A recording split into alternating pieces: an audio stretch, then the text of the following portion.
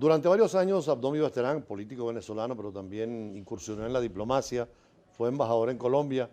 ¿Cómo ves el tema de las negociaciones de paz ahora que se abre un nuevo frente? Ya no solamente es la gente de la FARC, sino el Ejército de Liberación Nacional. Se acaban de reunir en Ecuador estos días.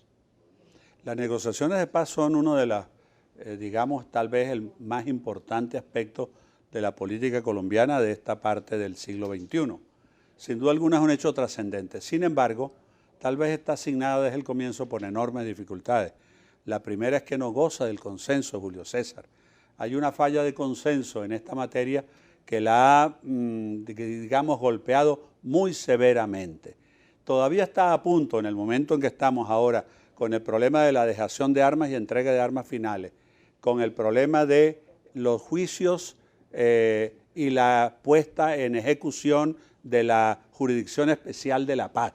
Son hechos que están poniendo mucha efervescencia en la política colombiana y que podrían ser eventualmente superados si hubiera un consenso superior entre las fuerzas del gobierno y las fuerzas que se identifican en la unidad nacional y las fuerzas de la oposición. Desafortunadamente hasta ahora no hay manera de tender ese puente. Durante su embajada como embajador en Colombia, ¿se preveía que esto iba a pasar hace algunos años? No, nunca, para nada. No era posible preverlo apenas 20 años atrás. Se habían hecho muchas conversaciones de paz, algunas que terminaron en fracasos rotundos y en tragedias espantosas desde el punto de vista de la historia. Pero en Colombia siempre hay un anhelo por los arreglos que puedan tender a equilibrar el sistema político. En aquellos momentos no se hizo, hubo muchos intentos, como tú bien lo sabes, hasta este último dirigido por Santos. Yo de alguna manera quiero decir que aspiro, anhelo que el pueblo de Colombia, tan querido en Venezuela, con relaciones tan hondas, tan profundas, históricamente, culturalmente, políticamente, en particular en nuestra frontera, tú eres tachirense, Julio César, y conoces perfectamente esa situación, pueda adquirir la paz pronto en Colombia y la necesaria energía para continuar avanzando y progresando ese país que tanto puede darle todavía a América Latina y a la humanidad. ¿Por qué esa cercanía del Estado Táchira con Colombia, esa familiaridad, esa frontera tan viva? La frontera ha sido viva por muchísimas razones, mis queridos televidentes, a quienes agradezco todos los que nos están viendo. Hay muchas razones. Una es, recordemos que Venezuela, la parte de Venezuela que hoy forma parte de los estados andinos, más o menos hasta la población de Timote, fueron parte del nuevo reino de Granada, claro, la matriz de la patria colombiana de hoy, hasta poco antes de que se configurara la Capitanía General de Venezuela. La segunda es que ha habido una relación intensa, familiar y cultural entre Venezuela y el Táchira y los Andes venezolanos.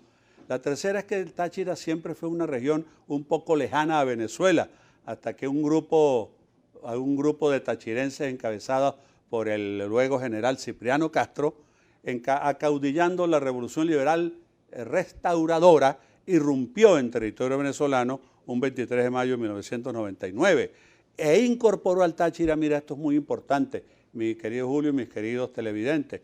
Es la primera vez que el Táchira da un paso de incorporación definitiva al resto de la comunidad nacional. Porque antes también toda la generación anterior a la de ustedes y nuestra iba a estudiar a Colombia, a Pamplona, a Bogotá. Cierto, sí, ese eran los sitios, la relación cultural por allí. El propio Cipriano Castro es alumno de un seminario de Pamplona, para citar un ejemplo.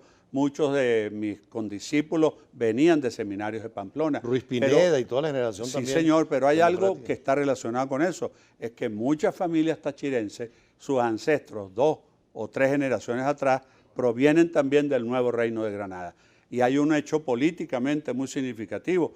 Durante mucho tiempo, los opositores a un gobierno de uno de los estados se acogían a la protección más allá de la frontera, si eran venezolanos en Cúcuta, si eran colombianos en San Cristóbal, para poder continuar su política bajo el amparo y no la persecución del país amigo. De manera que las relaciones son muy estrechas. Yo aprovecho esto que tú me dices para hacer de nuevo la exigencia al presidente Maduro.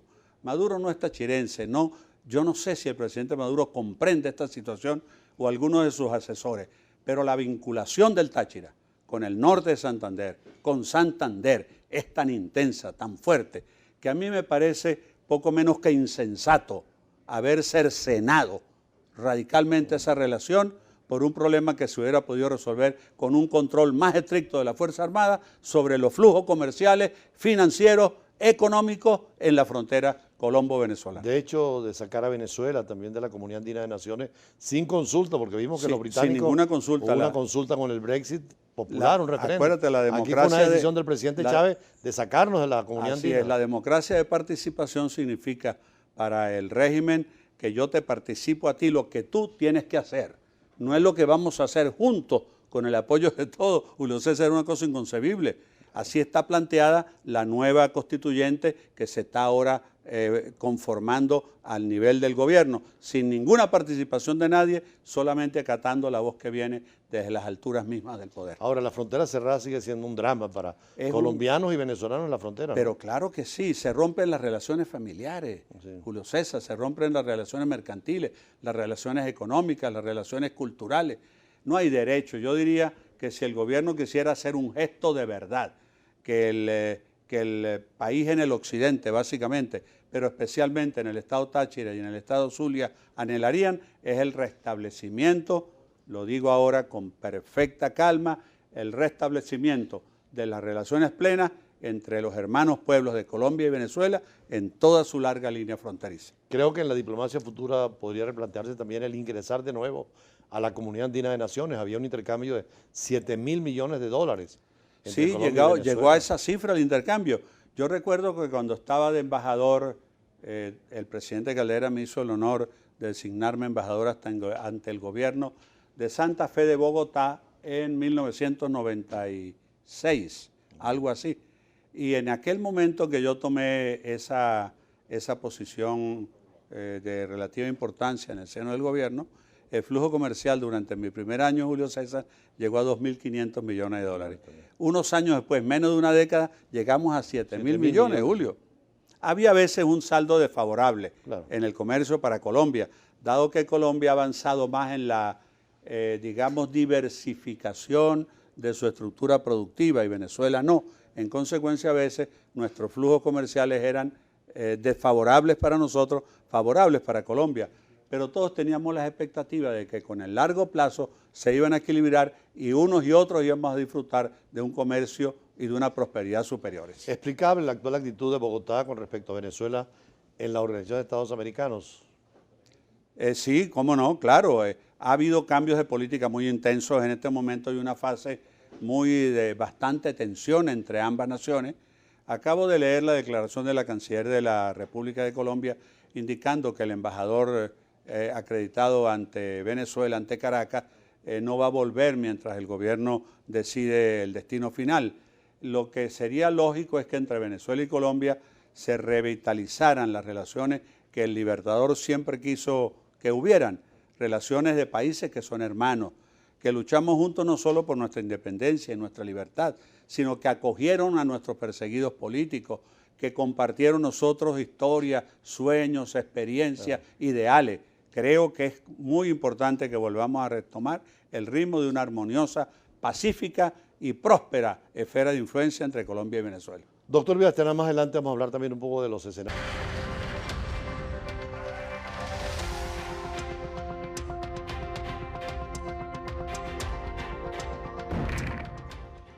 Doctor Villasterán, se dice que el mundo deja los extremos, la extrema izquierda y la extrema derecha, es el caso Francia, ni Mélenchon, que hablaba del socialismo del siglo XXI tipo Chávez en Francia, ni Le Pen en la derecha extrema, que busca el centro.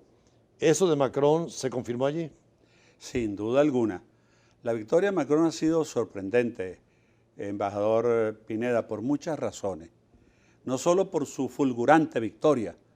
Hay que ver lo que significa que en Francia alguien, Julio César, de ministro de Economía, sin perfiles especialmente agudos en ninguna dirección, de pronto reciba el apoyo del calor del pueblo y en una campaña de meses apenas llega a la presidencia de la República. Sobre todo dejando los dos grandes partidos de... Sí, ahí voy, segundo. Eso es lo primero. Lo segundo, llega en el centro. Mira, Julio, tú sabes mejor que yo, porque yo sí sé bien cómo tú conoces y amas a Francia. Yo lo sé muy bien, porque he compartido contigo en París muchas veces. Yo sé muy bien lo que eso significa para ti. pero tú sabes que la Quinta República la funcionó Charles de Gaulle hará unos 60 años, Julio César. Claro. Y en esos 60 años, los dos pilares que sostuvieron esa Quinta República fueron el Partido Socialista y el Partido Republicano. Claro, el de Gaulle. Exactamente. En esta campaña con Macron, Julio, ambos han colapsado, especialmente el Partido Socialista. Sí, no llegó al 8%. No llegó al 8%. Y el presidente Macron se las ha arreglado. Yo no sé cómo ha hecho, cómo está haciendo un engranaje, un clic con los viejos anhelos de la Quinta República y los nuevos, claro, porque está sumando ambos. Reformulando. La Francia que va a venir y la Francia poderosa que viene del ayer. Que además es una constitución que nadie está hablando de reformularla ni de constituyente, sino mejorar la constitución de Gaulle. Y mira qué curioso, observen ustedes la constitución del gabinete de Macron. Claro. Ha tomado gente de los socialistas, ha tomado gente de los republicanos, claro. ha tomado gente de los históricos, los viejos líderes, ha tomado gente de los nuevos, totalmente. Ha colocado de primer ministro. Recuerden que durante la Quinta República hubo cambios muy importantes. Claro. Uno de ellos fue en la institución de la presidencia de la República. Claro, elegida por el pueblo. Elegida por el pueblo directamente, pero manteniendo la fórmula parlamentaria. La fórmula parlamentaria mixta, digámoslo, a ver si nos entendemos. Sí. Antes el presidente no tenía ese poder, pero de hace una década para acá tiene una importante cuota de poder en su mano. Tanto así que yo diría que el presidente francés es probablemente el presidente democrático más poderoso del mundo, incluyendo el de los Estados Unidos. Claro, podría ser el caso de repente que el Parlamento eligiera un primer ministro de otro partido. Puede hacerlo, exactamente, puede hacerlo. En esa situación él ha propuesto ¿quién de primer ministro? Sí. Un militante del Partido Republicano, pero del ala histórica, nada menos. Sí. Ahora bien, más allá de esto, ¿qué significa su victoria? La victoria de la democracia, la derrota de los extremismos a los dos extremos, el extremo izquierdo de Mélenchon con su socialismo del siglo XXI también, y a la derecha de la señora Le Pen, con su ruptura propuesta de la Unión Europea. Ha fortalecido a Francia y ha puesto a jugar a Francia de nuevo en la Unión Europea. Yo no sé si te parece. De hecho, la primera visita es Angela Merkel, que es otro pilar fundamental. Sí, señor. Que además parece que va a ganar también, ¿no? Y se ha jugado, yo creo que sí, fíjate, se ha jugado la apuesta de Francia. Francia con su enorme cultura, literatura, poesía, arquitectura, ciencia, ¿no? Humanidades en general, ciencia. Es una maravilla de país. De hecho, Macron, para reivindicar esto, hizo que su primera presentación fuera en el Louvre, el famoso museo. En el Louvre, sí. Y además en la pirámide, mezcla de lo moderno y lo antiguo. Y con la música de... La novena sinfonía de Beethoven. En efecto. Que es el himno de Europa. En efecto. No, hizo una presentación extraordinaria, un discurso de respeto al oponente, a la señora Le Pen, que además también reconoció inmediatamente la derrota. Ahí no hay problema, de quedarse en el poder o de fanatizar a los militantes. Y Macron tiene, intuyo yo, ojalá y no me equivoque, pero cuando yo digo que va a recuperar esa Francia gloriosa de toda la historia, es porque Macron se va a convertir ahora en una parte fundamental de la Unión Europea. No es que no haya sido Francia antes, eso también, pero ahora le va a dar poder político. Mire, en Europa hay tres cosas que disponen Europa.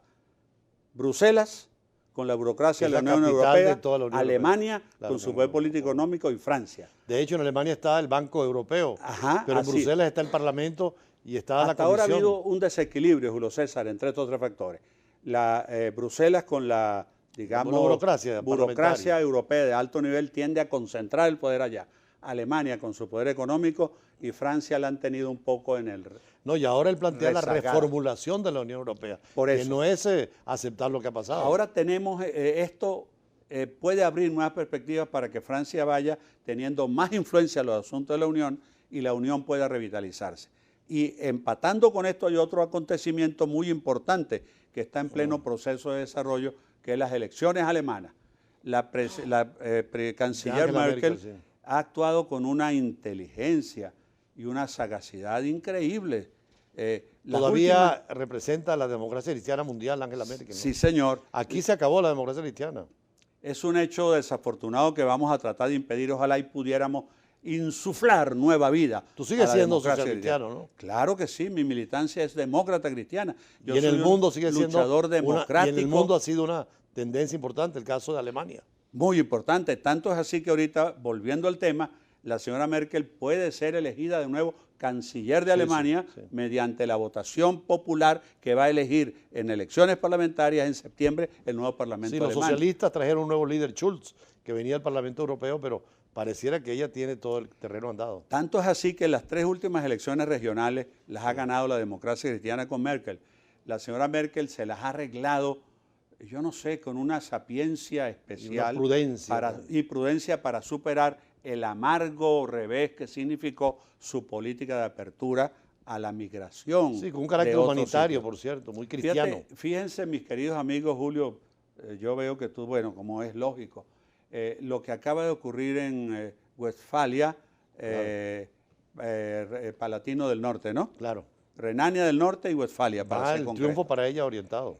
Un estado de la Unión Alemana, Julio César, que durante 50 años, oigan bien, mis queridos amigos, lo que digo, en los últimos 50 años había ganado siempre el Partido Socialista. Sí. Este no es el Partido Socialista de Venezuela, no, claro, es el Partido Socialista Democrático. Claro. Eso que tiene como sigla la SPD. Durante 50 años había ganado en un estado que curiosamente era católico en su mayoría, por cierto, también. Es bueno decir esto. Y en esta última elección le ha dado el respaldo a Angela Merkel. O sea que el triunfo en Holanda de también una persona vinculada a la democracia cristiana, el triunfo en Austria de un ecologista también moderado y de Macron, y ahora de Angela Merkel garantiza la Unión Europea y el equilibrio necesario sin los extremismos. Sin los extremismos, sin dejar de decirles que esta última victoria prácticamente le entrega de nuevo la posibilidad de ser cancillera a la doctora Merkel, a la señora Angela Merkel. Que por cierto nació en la Alemania comunista. En Alemania en la Alemania democrática. Comunista, la República, la República Democrática Alemana. Ahora bien, ¿qué significa esto en el fondo también? Que Europa va a estar mejor preparada con Macron aquí, con la señora Merkel en su 4º periodo elegido, los dos, manteniendo en cintura a Bruselas, pero desplegando el poder de la Comunidad Europea. Yo soy un convencido de que Europa puede jugar un papel decisivo en la historia del mundo en las próximas décadas, y para esto necesitamos que Europa sea capaz de responder a los graves amenazas que hoy tiene, Julio César. Le resumo rápidamente. La Unión Europea está amenazada, ¿por qué? Por la edad severamente envejecida de su población. Por los problemas económicos, de los cuales el desempleo es uno de los más agudos, no se nos olvide. El rezago económico, el estancamiento económico, el hecho de que el euro es una moneda muy difícil de tolerar para muchos Estados miembros de la Unión, pero no de la zona euro. Recuerden que hay 16 Estados europeos que comparten el euro. Hoy se revaluó precisamente con se revaluó frente al dólar. De Macron, y llegó a 1,11 por dólar, por cierto. Muy alto, Más de 2 puntos en 2 o 3 días. Luego hay que recordar también que la Unión Europea tiene un enorme reto. Es que tiene estados tan avanzados como Alemania y como Francia. Y otros como Grecia. Y estados como Grecia que están luchando, pero estados francamente atrasados, Julio César. Pero también que están comenzando en el su mecanismo proceso de desarrollo. Bueno, muchísimas gracias a Abdón Villaterán. Terminamos, esto pasó como un sueño. Muchísimas gracias a todos los Pronto vamos a tratar de entrevistar a la embajadora de la Unión Europea, porque hay una embajada de Francia o de Inglaterra o de Grecia, pero hay una embajadora de toda la Unión Europea y nos vamos a conversar con ella sobre todos estos nuevos cambios y las alternativas que están presentando. Por cierto, el domingo tenemos una entrevista en Embajada y Embajadores con la señora embajadora de Sudáfrica, que también representa un polo importante.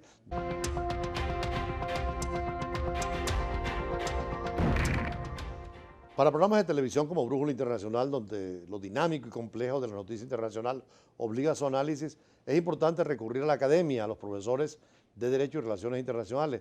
Eduardo Valero es profesor en la Universidad de Santa María, de la otra escuela, porque ha ido nada más de formar diplomáticos. ¿Cómo analizar en la universidad y estar al día en toda la temática internacional? Fíjate, es un reto importante cómo abordar las relaciones internacionales, en buena medida porque estamos en una constante ruptura, estamos en unos cambios muy fuertes, muy dinámicos.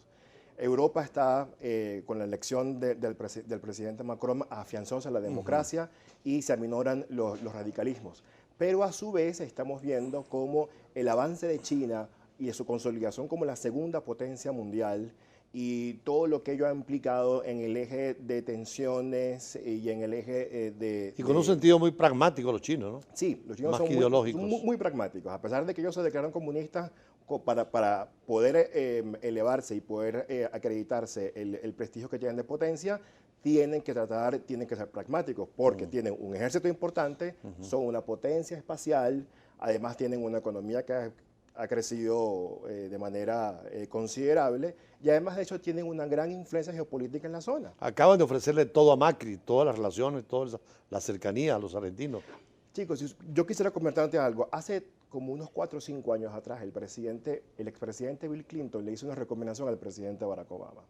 Y en esa recomendación él decía, presidente, China ha venido consolidando su posición en África y en América Latina. Claro.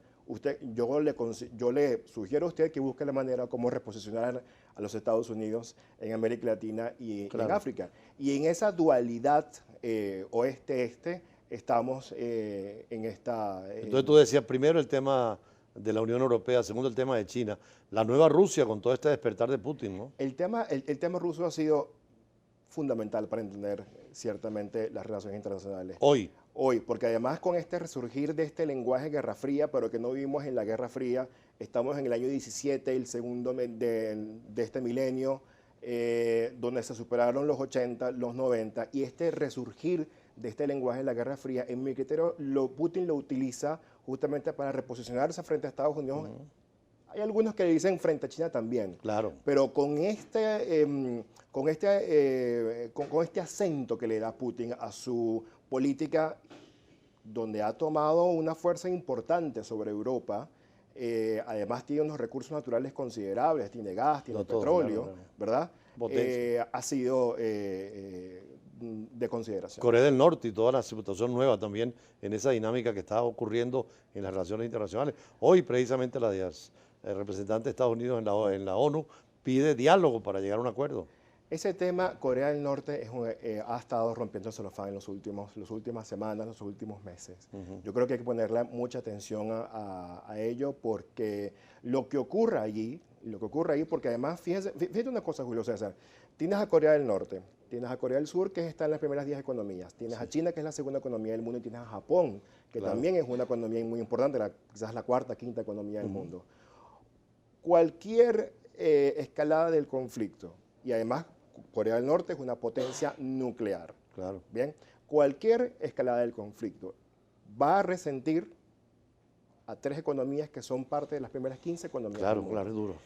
Es decir, todo lo que produce Corea del Norte, todo lo que producen bienes y servicios Japón y a su vez China, lo que pasa con Corea del Norte ha sido importante. Las declaraciones del presidente Trump hace unas semanas atrás, en medio de la visita del presidente Xi Jinping, cuando estableció que si los chinos nos quieren acompañar con la solución de Corea del Norte, está bien, y si no nos quieren acompañar, pues magnífico, seguimos nosotros adelante, da un indicio importante de que los Trump, chinos quieren también que haya una solución en esto. Sí, porque también es una piedra en el zapato, no es cualquier cosa.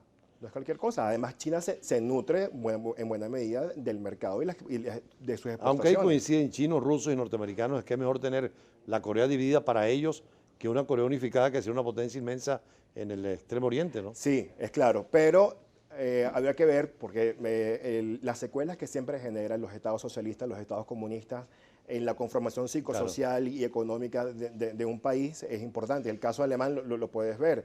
El alemán que está y que nació en la Alemania comunista, su relación con el capital, su relación con el trabajo es más lenta que el alemán que se acostumbró a la... Pero también otro punto de reflexión en el caso de la academia y la relación internacional es el Medio Oriente, sigue siendo muy complejo, ¿no? Claro, porque por ahí pasa el Medio Oriente, es uno de esos nervios por donde pasa la paz del mundo, ciertamente. Y con el tema sirio, pues obviamente manifiesta que siempre es una zona que está recalentada.